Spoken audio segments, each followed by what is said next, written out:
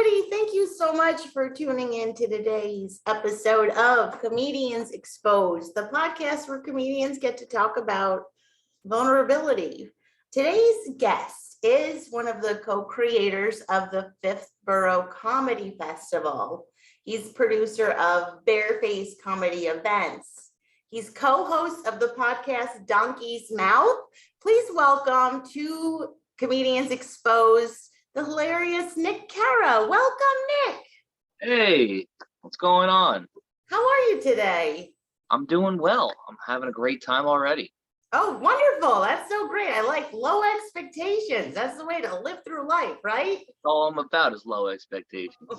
That's good. You're my kind of people, Nick. Well, I'm super glad, like I said, that you could be here to talk with me about comedy and vulnerability. Things have been insane lately. I feel like with comedy, of course there was the Oscars and then recently the Chappelle slap. Wow. I don't know, has that gotten into your head at all? No. That's people trying to get attention. It's for celebrities. Plus, it's not unheard of for like a bar show comedian to or even a club comedian to get attacked on stage because they said something to somebody. It's not unheard of. I've had people walk up on me. I've never been hit, but I've had people act like they were gonna. And I've seen other comics definitely get hit. Oh no. Yeah, happens. You say something because we take risks. Sometimes you're gonna say something that's gonna make people upset, and there are people who shouldn't go to comedy shows because they get upset. Yeah. If you're someone that gets upset at comedy shows, it's not for you. I feel like. Right. I think that's a good takeaway message. I think that should be kind of like a public service announcement. Yeah, you don't jokes like make you unhappy or angry. Right. It's not for you. Yes. And it's unfortunate because everybody wants to say that they love comedy and they have the best sense of humor and everyone's awesome. And then they hear a thing that may be a little insensitive to the thing they care about, and they go, "Oh, I have to kill this person because they are making fun of the thing that I like." So, but that's somebody who shouldn't be at a comedy show. Or unless just vet who you see. Every show has flyers. Okay, so I'm gonna talk to you more about this. Vet who you see, because there was a big hullabaloo at the John Mulaney show that Chappelle came up as a pop-up guest, and people were really reactive about that. There was just some in the news feed or whatever like that. But we're gonna talk about that. But first, I want to get back to you. Can you do me a favor before plug your social media for everybody? Where can people find you on social media? Oh, sure. So you can find me on Twitter at Actually Not Bad. The A is the A in actually, so it's CTUALLY_not_bad. And then, which is way too complicated. I should probably change that. But it's a little joke for me. And on Instagram, you can find me at Nick Carra. The I is a 1, because I have a huge ego. And I deleted Facebook the other day, so I don't have that. All right. Well, that's great. We're going to talk about why you deleted Facebook, but I think we want to talk more first and foremost. So the podcast is about comedy and vulnerability, because we were just talking about, you got to take risks. So being willing to be a risk taker leaves you vulnerable. Yeah, I also think you should also be willing to accept the judgment that you get. It is a two-way street. So as a comic, don't be sensitive when someone doesn't like what you say, because people aren't going to like some of the things you say. And as an audience member, don't be such a pussy. Okay, but here's the thing. There's a big difference between not liking what someone has to say and then taking it to a next level. Sure. Again, in terms of people being reactive. And I feel like that's also too, you have to think about how uncomfortable it makes you as a comedian to be on stage and not get any laughs. Because that's also, I think, a very vulnerable place for comedians as well, is to be like, okay, I'm going to get up here. The whole point of doing comedy is to essentially elicit laughter. So then to stand up there and elicit no laughter, that also is kind of potentially uncomfortable. What about for you? How do you feel? Yeah, bombing sucks. And you try to not do it as much as possible. But I mean, do what you think is funny, or be a people pleaser, entertainer type. Like whatever it is that you think you need to do to get ahead or feel better about your set. If you want to tell a bunch of hokey fucking 70s my wife jokes, and if you go to a New Jersey catering hall and you're gonna get a bunch of laughs doing jokes Red Fox did 500 years ago, then do that. I think less of you. So well, that's what we're here. We want to hear who you are. You know what I mean? So defining you. So what about for yourself? How much of you are a people pleaser in comedy? How much of your jokes are for yourself? Like just like your Twitter handle, you said that's a little joke for yourself. So how much of your comedy is for yourself? And how much of it do you think is being people pleasing? I try and find a happy in the middle of the two. It's like I'll try and take a subject and that I like and I want to make funny, even if it's a little risky or dark, and I'll try and figure out the wording for people to accept it. Like right now I'm working on a bit about Christopher Columbus, and he got fired from Italy because he kept raping everybody. Mm-hmm. And it's hit or miss sometimes. There's like rooms where they go, wow, we love that. And then there's rooms where they're like, hey, we like Columbus. And then there's rooms that are like, hey, you said a word I didn't like. Yeah. So you have to find that in the middle. And there's also just accepting, like, not everyone's going to like it. I think it's funny. And lots of people think it's funny. But there's some people that don't think it's funny. I think it's fine. There's other jokes in the act that I also enjoy doing, like talking about being from Florida and maybe some like date stories and things like that are also fine. You'll also enjoy those. So if you don't like my Columbus bit, don't worry. There's a thing about how I'm a white trash kid from Florida. And it's coming right up, So what got you into comedy? I always loved it. I never thought of it as an option. Again, living in Florida, you don't go very many places unless you live in like a city area. But I didn't. I kind of lived on the outskirts of cities, and no car or anything like that. And then buses are terrible over there, so you don't know anything. And then I moved to New York halfway through high school. Didn't know people, and I, had seen an ad or something for comedy clubs, and I was like, all right, maybe I'll go to a comedy club and just see what that's like. And I watched a show and I loved it. And I was like, oh, okay, I think I could do this. It's because there was a few really good comps. I don't remember their names. They were like on like where we're at now. But and then there was one guy at the end who lost his mind on stage and was awesome. There was these two ladies and they were heckling basically the whole show.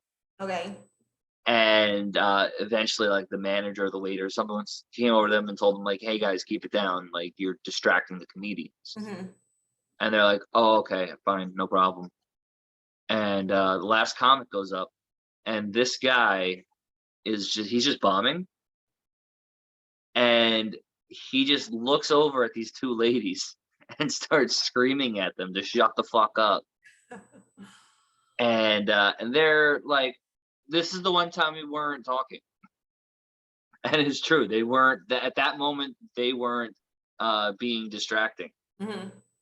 So, and this guy just lost his mind because he was just this older dude who was just bombing and just started screaming, and he left the stage. And then the host came up and tried to diffuse the awkwardness of it.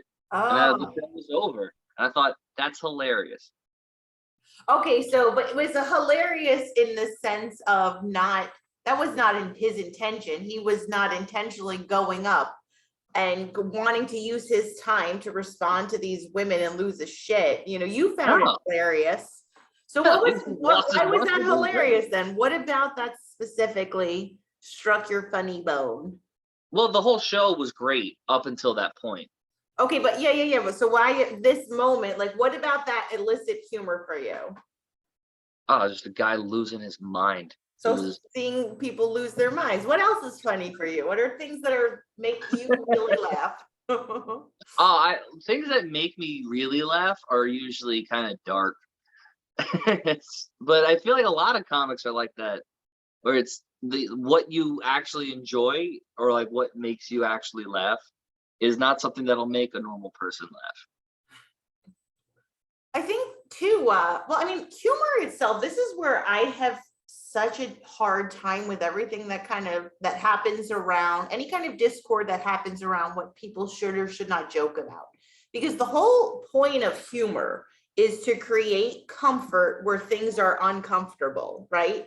You know, you think about going back to like survival and humans like being cavemen, right? And being like walking was like, oh fuck, what's that noise? Is that a tiger? Is it gonna get, you know what I mean? You constantly probably had to crack each other jokes to keep fucking surviving. So it's like we use humor as this like necessary survival mechanism. Okay, so then it's like you're going now into a space where you're like, hey, I'm gonna talk about things. And it's we as comics, you know, we might joke about dark stuff, but maybe do you think it's because we just kind of are willing to kind of be around people who are talking about all of this? It just kind of wears us down? Or do you think we're naturally born with that dark sense of humor? I think a lot of people are probably well, I think it's a little bit of environment because when you start out, you're just going to open mics and bars, and there's always that older dude who's still doing it, and he's just talking about how certain groups of people are this and other groups of people are that, and people aren't really enjoying it. And like that, you go like, I don't want to do that. I don't agree with that. But then you'll see somebody as you keep going, do something kind of dark, like or like just people that you enjoyed watching, like a Carlin or a Sarah Silverman would be very dark and dirty and things like. You'd watch some of that and you go like, oh, that you can be funny with that. Just because your grandmother may not like it doesn't mean it's not funny. Actually, if your grandmother doesn't like it, it's probably funny. Yeah. I guess also too depends on who your grandma is, Yeah, yeah. Because some I grandmas mean, are pretty damn dirty, right? Haven't you watched TikTok? The grandmas of TikTok? What? no, I haven't watched any of that. What I is gave up on TikTok. I'm still on it, but I just don't. Oh, it's a black hole. You Yeah, don't, I'll yeah. spend like a good couple hours just going through it, and that was the problem. It worries about my complexity to do deep thinking because things are so short and so gratifying. And it's like the brain, we're conditioning ourselves to be like more, more, more. So it's like, what when I'm gonna have to do the opposite and sit down and read something really heavy and lengthy? Like, am I gonna have the capacity to do it? You have to think about like stamina and how it's like you got to work that shit Right. out. Well, the normal person doesn't have that kind of stamina anymore. That's why nobody puts out hour-long comedy specials anymore. Like if Netflix gives you one, you'll do it, or like if someone goes to your show, you'll do it. Right. But everyone puts out here's a 5-minute clip, if that. 5 minutes is even long at this point. Right. Who's that guy? Andrew is his first name. Schultz. Yeah, Schultz, right? That's what he did. He's the king of that. He's the guy Yeah. who started that, and everyone's copying that now. Yeah. It's weird though, because I feel like, especially thinking about, because there's so many things of what you can get out of comedy, right? Like you can get comedy, again, just the laughter alone, like that's one reward, but there's so many other outcomes that could come. One thing I want to think about is like the potential of doing an hour really lends itself to creating a message or a story or something of great depth. So how do you think that affects you? Because if you're saying like, again, people don't have the stamina for, a 1 hour special, does that impact how you approach or what you get out of comedy? No, I still do what I enjoy, because if I enjoy it, that means there's other people that enjoy it. Yeah. You know, it's not like that hard-headed thing of like, I'm gonna joke about race and religion and men versus women and blah blah blah blah because I like that it offends people. Like, I'm not doing that thing. We all know those guys. It's more of, well, I'm gonna create a piece on something, and your comedy act is usually gonna be a collection of different pieces on different subjects. Mostly, it's gonna be different versions of yourself or parts of yourself or stories about yourself, and then maybe some other concepts. Um, and I like having the ability to go into something that maybe kind of dark, or maybe like talking about like growing up with just like a single mother or something like that, and adding in punchlines just to lighten it, but there's still something heavy and relatable in there. But I think that's fine, and I think when you're in front of people, that's okay. You can still do those kinds of performances for now. I don't know if we're gonna end up, having to compete with Bill Burr also doing a 5-minute set because nobody in the world can sit through 10 minutes. I Also, mean, the metaverse, how that's gonna really change. I don't know. I don't know anything about it.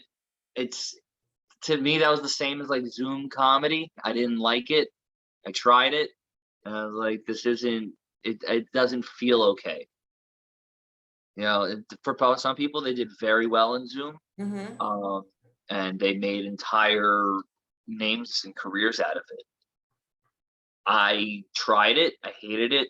Mm-hmm. My act didn't seem to translate well Mm-hmm. over it.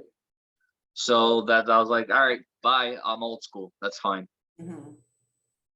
But yeah, I assume metaverse comedy would be this a similar thing, but with like a fake character. It's like that's even kind of interesting. It's like you make kind of a cartoon of yourself, Right. but it doesn't even have to be yourself. It look like whatever it looks like, Right, whatever you right, made it right, look like. exactly. So if you wanted to suddenly become, a prop comic or something, voila, you got it. In the metaverse, you could be that person. That's true. Yeah, I could give myself an afro, Yeah. but then does that character get famous, and then it's just your words, or will Well, people know essentially, your it's face? your material, like, you know what I mean? It's your ideas that are being but then also too, like, again, thinking about a slippery slope of like, oh, okay, well, if you're doing these characters and creating these characters, like, think about some of the difficulties that exist now with doing comedy and the things that people kind of throw out there, like to keep people reined in, like, you can't joke about that, or you shouldn't joke about that, or, Well, we all know how Facebook works. They like to limit what people are allowed to say. So that already cuts out many comedians aside from famous people. mhm. Um, I also don't know, like, because so much of it is drawing off of the crowd. So, like, if you're watching it, are you watching it through the eyes of your character? Yeah, I think so. And I think it'd be like real, it's reality, but it's all cartoon reality. So it's like, have you ever worn VR goggles before? I've done it, but I only do like one thing with it. I'll look up the video of the flying squirrel suit, and I'll just fly. Like, or that's what I'll enjoy, or like a bird or something. So I like easy, fun stuff. Yeah, okay. Well, it'd be like, it's basically like, like you put the goggles on and there'll be people there, but they'll be just like cartoon people, but it still would be a level of reality. I It's weird. guess. I remember, I don't know, I have a friend has a VR set, and I remember I did this like bank robbery, and it was like so fucking real and creepy, and it was like, oh God. At the end you get like stabbed. Maybe. Like, how do you? I mean, that's like a game, so everything is scripted and the animations are already done. Right. It's something like a comedy show. You're gonna see reactions, I Yeah, it's guess. because there's like a room. It's like a virtual room, just like how there was like chat rooms that you could type in. It's like now people can just be invited like to this Zoom room. So instead of us looking at each other, we're wearing goggles and you're a cartoon.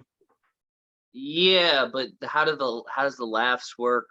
I hear Like, you. It's like the same way, like if I were like, hey, Nick, I told you a joke and you laughed, I would hear it. It's just like we're talking to each other right now. no, But I don't think so. I don't think it would work like that. of course it would work like that. No, it's that. I mean, in theory, yeah, but it never really does that. I don't know. I feel like that could be potentially where we're headed.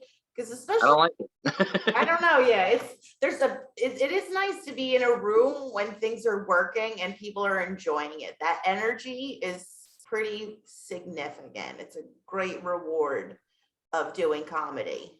That's the point of it. Yeah, to me at least, it needs to be live Yeah. Is that because the point of doing comedy for you? of what making people laugh and drawing that's getting that heroin high of killing. Yeah, that's the whole Okay. point of it. No, because you could also be doing it for other reasons. Some Well, then people. you're doing it wrong. You're doing a one-person show. Hmm. You're not doing comedy then. It is selfish to be a funny person and then like that first huge kill you get makes it's like heroin. Like you just go, oh wow, okay, I want to try and do that all the time because nothing felt better. And then there's also like the I do it for people like me and whatever situation I'm in, and they feel like somebody's speaking up for them. Bullshit. it's it's such a lie. You're just supposed to say it because everyone's supposed to wants to be a celebrity and everyone wants to sound like they're a Hollywood actor. Like a Hollywood actor acts because they love people. They don't love acting and money. They love you know they love who's watching it and they love speaking for people. I don't think anyone actually does that.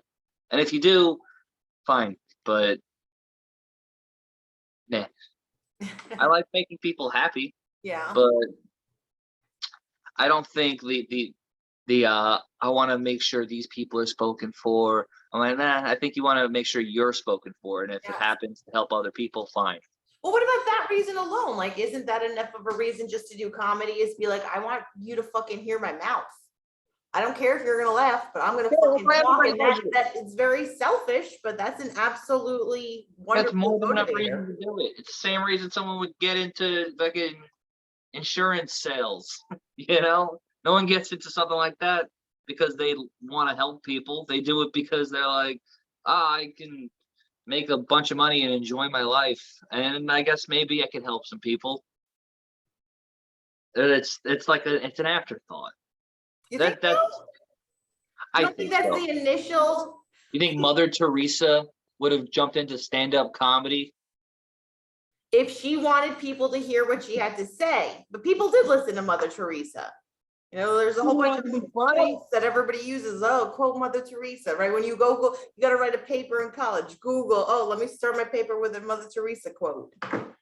So she Yeah, didn't but no, need to do comedy. no, she spoke and people listened because she was a really nice person. I'm not saying those people don't exist, that like they do something because they want to help people. I'm just saying those people aren't stand-up comedians. So, but that's my question then. So somebody who gets into comedy because they want to be heard is not a stand-up comedian?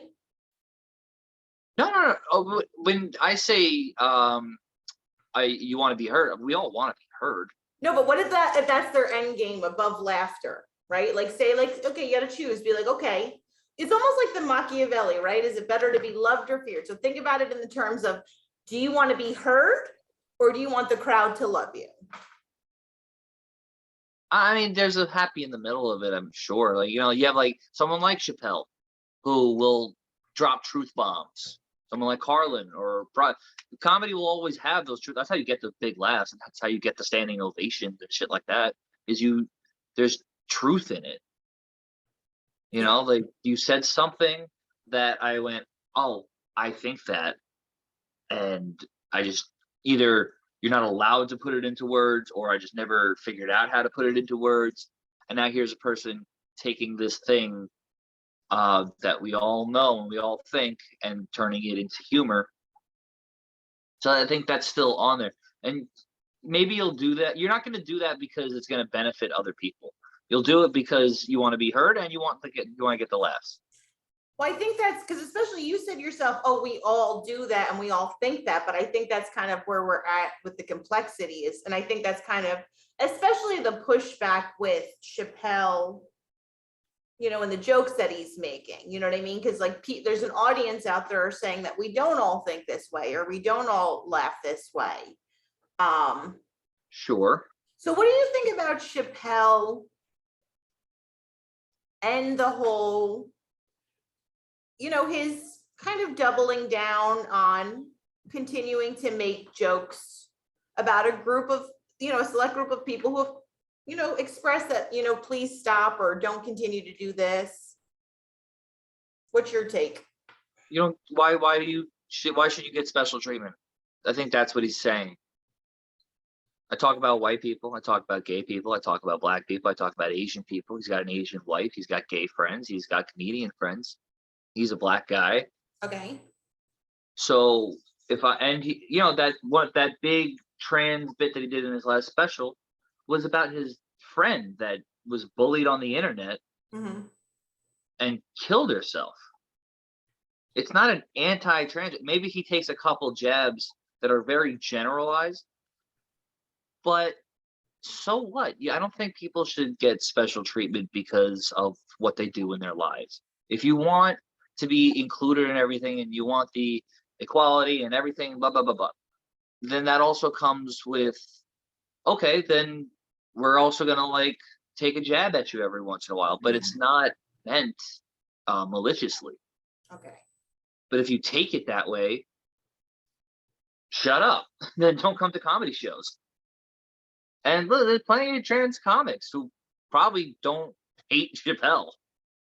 That woman that was friends with him that killed herself was one of them. So it only stands to reason that there's more of them. But it's very popular to go, well, fuck that guy because he didn't apologize and concede to our Twitter screaming and raving bullshit, honestly.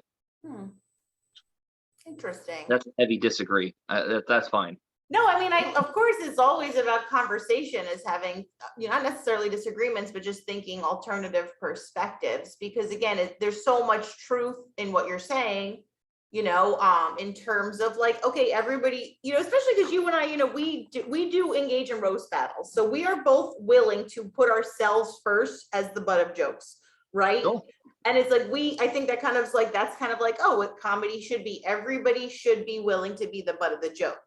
I think my thoughts then go to though the idea of being like, how often is one group going to be the butt of a joke? Like particularly like when you're looking at levels of vulnerability. Like, and I think that's the ultimate point of people who are trans. Like they are one of the most vulnerable populations in our society.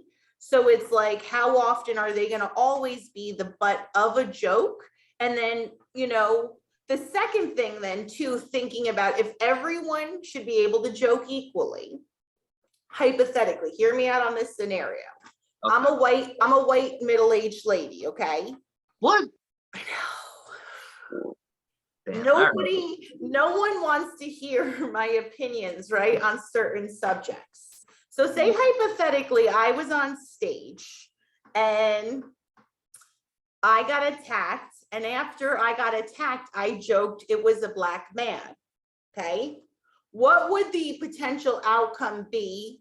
What I'm doing is trying to make a point of juxtaposition. Is there really true equality in terms of who can joke about what? And in terms of like, what are we doing then with our jokes? It's like, are we punching down at vulnerable groups? Because I'm not supposed to, and I'm not going to make jokes about like racist black people. That's why I'm just trying to, or like being racist towards black people, right? But if I were to say that joke, that would definitely translate. You know what I'm saying? I don't know if my point is clear. No, do it. Do what you think is funny, and even if you're going into it thinking like, well, I'm going to convince all these people not to like these other people, then you are you're trying to start a cult. You're not a comic. It's comedy is so wide and open. So sometimes, yeah, you're gonna have to punch down. There isn't a rule book. It's just figure out how to be entertaining and while being yourself. So if you Yeah. realize crowds aren't really into a white person joking about black people very often, Right. then just stop doing it. Unless you don't care, then I guess find an audience that's for that. It's Nick DiPaolo and Tig Notaro have very different audiences. They're both Yeah. comedians. Right. But again, it's kind of like, again, like, because we're talking broadly in comedy. And like I said, I was just trying to kind of like create the point, Mhm. thinking about like, because again, I do believe Dave Chappelle is a good joke writer. So it's like, that's why I'm like curious. I'm like, is he choosing low hanging fruit? A little bit of that, because like in that last special, there were some jokes in there where I'm like, that's not that good. He's just Yeah. Dave Chappelle. Right. And also too, like, then it brings up the question of like, are you willing to apologize as a comedian? Like some comedians are, and some see, like, you're, I guess not. Like I absolutely am. Like especially because it's like, again, my whole thing is I'm not going into comedy to offend people. So if someone comes up to me and says something like, hey, you hurt my feelings, I don't have a problem saying I'm sorry. That doesn't mean I might stop doing the joke or anything like that. But I think that's a personal choice, you know? Well, that's something that we would agree on then. If you come up to me or you go, hey, that really bothered me, I go, well, I'm sorry that that bothered you. Yeah. But I am not sorry that a whole other room, the rest of the room enjoyed it. I'm not sorry. Well, I'm not that's gonna where argue. the whole other room, and that's, I think, the crux with the Chappelle thing. Because if we went back again 50 years ago, looking at what the whole room would be laughing at, or 100 years ago, like you know what I mean? Like you think about our history, right? The things that we laughed about then, we don't laugh about now. So I think that's why, again, I think with Chappelle, like for me, like, again, that's where we're in, like, again, disagreement. I think because some of the jokes were low hanging fruit.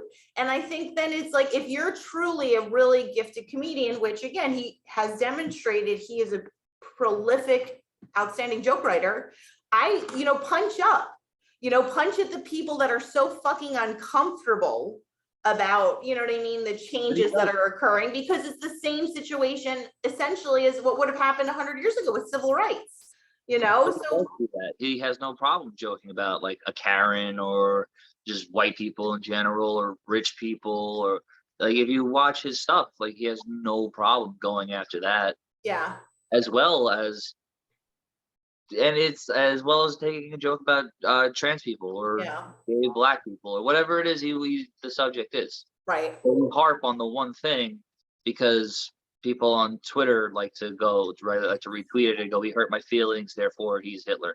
yes. Which was also kind of ironic at the John Mulaney thing. There was somebody who wrote about how like an entire audience of people were like laughing and you're the only person, you know what I mean? And it's like, okay, what do you do then? How do you deal with Don't go to comedy society, shows. If you're the person that gets upset and if you look around and the whole room is laughing, you're not at a rally, you know, you're Yeah, not undercover at a rally. You're the odd one out. You don't enjoy it. Don't go to this. yeah, Now maybe you do like comedy, but maybe you like a very specific iota of comedy where no one's feelings ever get hurt and nothing bad ever happens. right. Which means you don't like funny things. But that's fine. Go I to that. I think that's the hard part. It's like comedy is it's so complicated. Like it's such a word, a broad word for things that are literally like so specific to you. And like, let's talk more about you, because you said you have a dark sense of humor. I Sure. think I have a dark sense of humor, but what does that mean? Especially because looking at like, we are, first off, obviously we identify as different genders, we're different generations. So it's like, what's dark Well, to here's you? the thing. You said comedy is complex. I don't think it is. Like, I don't think it's easy. Yeah, I think it's very hard to be a great comedian. But it's very broad, but that doesn't make it complex. The intent is simple until you start bringing in like other like a Tig Notaro who wants to speak on behalf of people and to have a more serious vibe about it.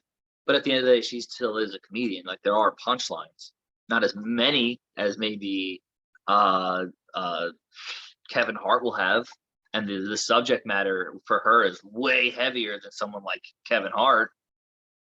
But that doesn't mean it's a complex thing. It's what's complex is figuring out how to do it. But your intent and what you're trying to do with it is very simple. It's I want to go there and I want to entertain people. Maybe I'll have them think prolifically while also laughing. Maybe if you want to do that, or if you go, I just want to tell a bunch of jokes and people enjoy it, and then they go home, they tell my jokes to other people. Yeah. You know, it's depending on what your intentions are with it. That's fine. Yeah. I think most comedians are they have pure intentions with what they're doing. Yeah. And then, we all know the people who like to start fights or like will offend because they think they're supposed to, or like, I want to make the left cry. And like, okay, well, how do you make them laugh and call it a day? Yeah. Like I used to go into like Brooklyn or like a very like liberal place, and first I'd get I'm talking about when I'm like 22. And they're like, oh, 22-year-old white guy, I don't like him already. And then I have to tell my jokes about, my mom taking pills, and I know a guy that did heroin or whatever. And then they go, oh, we don't like you because you don't apologize for being a white guy. But that's also part of the pendulum, Okay. because you had that for a second. And then it kind of started etching back. And then also, as you get better at comedy, you start running into shit like that. Or you stop running into shit like that. Like every once in a while, I'll go into a room where I'm very much so the odd man out. And, and I've, spoken to plenty of women or black comics or gay comics, and they say the same thing. Like where they will go into a room and they'll see who's there, and they'll be like, oh, okay, let's see how this goes, but these people may not like me just because of what I do. And if you're a good comic, you figure out how to make it work anyway, and you realize how people are, for the most part, more forgiving. We're also in this Jersey City, New York City area where there's a little bit of that protective bubble of what you can and can't say. Mm-hmm. But whenever I've ventured out of that, if I go to Ohio, Florida, even LA, that doesn't exist anymore. Yeah. And the range of what people are willing to hear you talk about is so much wider. Out there? Yeah, in the outside world, outside of our little area where everyone votes blue all the time, and everyone. Okay. So you think it's wider, that people are more accepting. So what are some of the things, because that was the original question, what are some of the dark things you talk about or joke about? Sure, I'll start off. Well, I do like the Columbus thing, but I make it very silly. Like I do a silly Italian accent, and I go, Christopher, you can't rape, stop raping. Yeah. Then it makes it silly, and depending on who you are. Is that cultural appropriation, Carra? I don't care. Maybe. No, it's like it's Italy, so it's white people. So no, right? Or Italians are white, right? Depending on who you talk to. Are they their own thing? Because then I'll just start claiming that. But no, I think there's that. Some other things I'll joke about is just growing up with a single mom in Florida and growing up next to a meth head named Two Tooth Jim. Mm-hmm. Shit like that, or like a crazy date I went on. Like I don't go that dark, honestly. Yeah. Okay. But I enjoy watching dark humor. Yes, but you won't do it yourself. Like I just do what I think is funny. If I happen to write something that's very dark and I think it's funny, I'll do it. And if it works and I really enjoy doing it and people enjoy it, then I'll keep doing it. Yeah. I don't have anything that's super heavy. Oh, okay. And at like the moment. at the moment, yeah. So then how do you write? What's your writing process like? I just have the idea and I talk it out on stage as much as I can. So what strikes the idea? What sparks the idea? Where does it come from? Anything. Anything like I It's watch the great. interaction on the street. I could be reading something or watching something on TV and I notice something and it just resonates, and then I'll talk about that. Yeah. And I'll see if it's funny. You know, like right now I'm working on something. This is pretty clean too about you ever watch those late night commercials with the coins? Where it's like, if you give us $30, we'll send you this minted World War II coin. Okay. They're like infomercials, kind of. Yeah, yeah, Yeah, yeah. yeah, yeah. So call now and you'll also get a reading light with your coin or whatever. And I was just thinking, like, who is this for? who who wants a ruined quarter? A lot of people who would, there's a huge, that's where I think the complexity of comedy lies, because there's a huge group of people who live for those quarters and trying to do, when they show up at comedy shows, that, like, oh my Lord. All right, if I do that at a comedy show and you're upset that I made fun of ruined quarters, you spent $30 on $0. It's a collector's item, Nick Carra. It's a collector's item. They could put it on I their don't respect shelves, it. by their Hummels. I don't respect it. And it's a dumb hobby. Well, like they'll give you like one of every president. So what do we have? 46 presidents right now? You'll get 46 ruined quarters. And you'll pay $50 for it. It'll be something you could give to your children and their They don't children. want it. But I think that, again, talks about, I think that speaks to, again, just like, because I feel like that is a certain demographic of people. And again, I think that's the thing, like, we're, It's such a small demographic that it's like, it's not a problem though, I feel. Huh? I mean, that's such a small demographic and it's such a specific thing where it's like, nobody's gonna like go on Twitter about their memorial quarters. I don't think they're a Twitter crowd. I don't think those are, I don't think those are people who probably, still have cable TV and a remote, and, I call those people animals. Huh? I call those people animals. Oh. They're just different, man. They're different people. And that's the thing with comedy. It's like, you never know who's going to be in that audience. And so much of comedy, I feel like so much of our senses of humor are conditioned in us. Sure. What you like is what you like, like. But why is it what you like? That's my question. What you like is what you like. Why is it what you like? Just like there's poor kids who love, jokes about race and religion and or just roasting and things like that. There's rich kids that also like it. It's what you like is what you like. I really don't think where you come from is that reliant, as much as we like to say it is, on what you enjoy. Like there's cultural things, sure, there may be like music and food and art and things like that your environment made you enjoy. Yeah. But that's in comedy. There's so much comedy. There's so many different comedy where it all comes together. Where you go to a lineup in New York City and you'll see 15 way different people,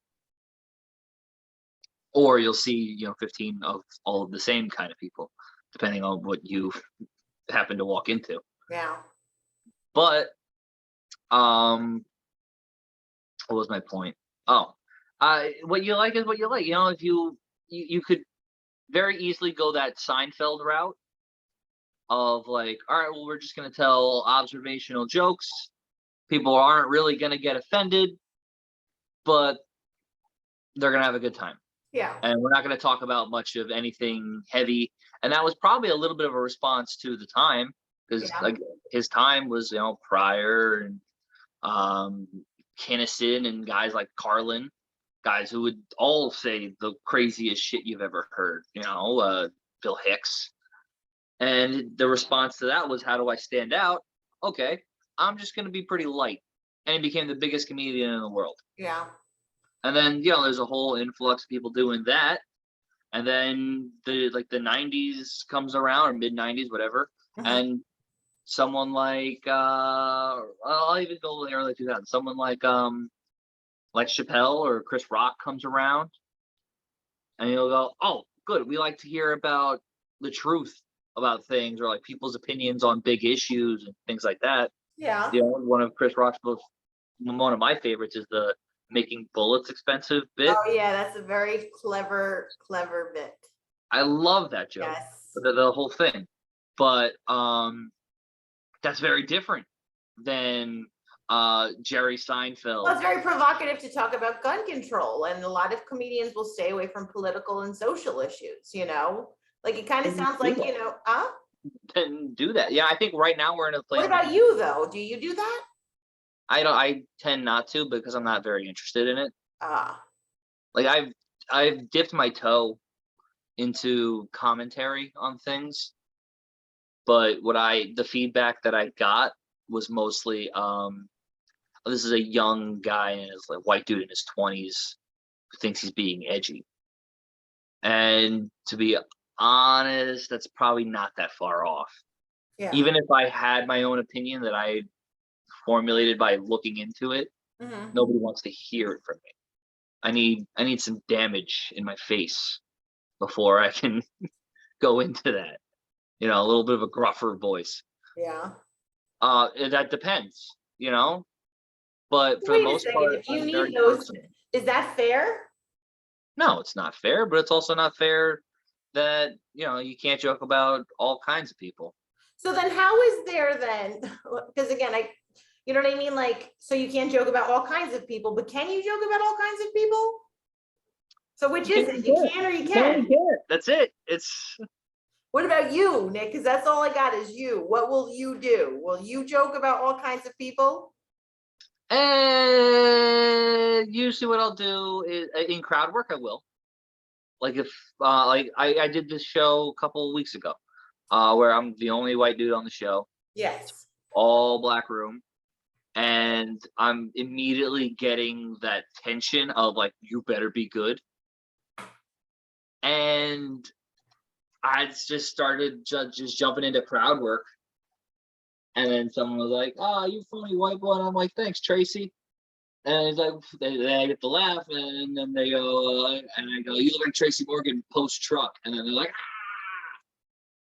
But I know out of context, like now, it's not that funny, but in that moment, it exploded. Mhm. So I think it's fine. Or like I've seen a comic in a room, like same kind of room, where she was just getting talked at, and she goes, "I guess it's true about black people and being in theaters," and they laughed at it. Mhm. So it's like, okay, so there aren't so many limitations, but I think this is my theory Yeah. is woke white people have they try to establish rules. So that's what white people like to do, Deanna. We like to turn things into structure and organization, and we like to take the fun out of things. Yeah. Yes. You know, like when we stole rock music, we made it eventually it got really angry. Really angry, very Got angry. A lot really of angry screaming. or There's like a lot of whining. screaming, a lot. Yeah. Yes. So like that's what we like to do. We like to we like to turn rules into things. Okay, well, let's stop because white people, we're crazy. I'm sure we could get into a whole other podcast on what the fuck is up with us white people. But I want to go back to the idea of vulnerability, because doing what you're doing, and like even I'm sure retelling this story, like you said about the joke about Tracy Morgan, I'm sure there was maybe a little bit, I don't know, did you feel a little uncomfortable retelling that? Were you vulnerable? What is vulnerability for you? I feel like because I've been doing stand up since I'm 17, like there's almost like a lack of vulnerability, but like or like a comfort in vulnerability. There's I feel like I've gotten to a place right now where I'm very honest on stage and less honest off stage. But um